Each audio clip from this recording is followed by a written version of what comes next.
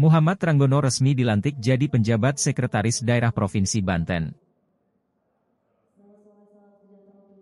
Penjabat Gubernur Banten Al-Muktabar secara resmi melantik staf ahli Gubernur Banten bidang perekonomian, Muhammad Tranggono sebagai penjabat Sekretaris Daerah Provinsi Banten di Pendopo Gubernur Banten, kawasan pusat pemerintahan Provinsi Banten, Curug, Kota Serang. Senin 23 Mei 2022. Pelantikan mantan Kepala Dinas Pekerjaan Umum dan Penataan Ruang Provinsi Banten itu tertuang dalam Keputusan Gubernur Banten Nomor 821-0-Datar-BKD. 2022 tentang pengangkatan penjabat Sekretaris Daerah Provinsi Banten.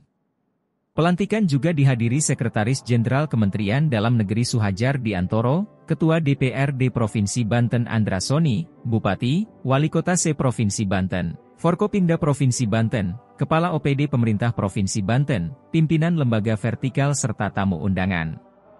Dalam amanatnya, penjabat Gubernur Banten Al-Muktabar dalam membantu tugas-tugas penjabat Gubernur Banten yang lebih spesifik maka pihaknya mengajukan jabatan Sekretaris Daerah untuk segera diisi oleh penjabat. Pasalnya sekitar 80% waktu bekerjanya nantinya berada di lapangan. Sehingga unsur administratif harus diisi dengan baik oleh penjabat Sekretaris Daerah. Al-Muktabar berpesan kepada M. Tranggono untuk melaksanakan tugas sesuai dengan sumpah dan janji jabatan juga pada fakta integritas yang ditandatangani. Muktabar menilai pengisian kekosongan kursi Sekda Banten untuk menghindari konflik of interest dalam melaksanakan tugas-tugas. Oleh karena itu pihaknya melakukan asesmen sejumlah pejabat untuk mengisi kekosongan kursi tersebut. Mengenai pertimbangan dipilihnya staf ahli Gubernur Muhammad Tranggono sebagai penjabat Sekda Banten, Muktabar mengaku pemilihan pejabat tersebut sudah melalui pertimbangan dari berbagai sisi sesuai peraturan perundang-undangan.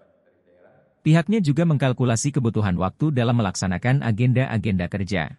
Semua berkesempatan itu dari 12 yang kita asesmen.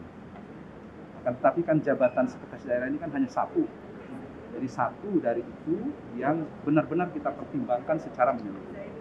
Dan tentu bila ada hal-hal teknis lainnya sudah kita lakukan. Dan tentu juga dalam pelaksanaan tugasnya perlu mendapat masukan bersama kita. Dan mudah-mudahan itu yang kita harapkan untuk keadaan kita yang lebih baik. Pasca dilantik sebagai penjabat Sekretaris Daerah Provinsi Banten, Tranggono mengaku akan segera melakukan koordinasi dengan seluruh kepala dinas di lingkungan pemerintah Provinsi Banten. Untuk bisa membantu Pak Gub. Jadi kalau ditanya programnya yang jelas, kita itu tadi udah jelas tuh Pak Menteri dalam ini Pak Sekja menyampaikan bahwa kita harus tegak lurus.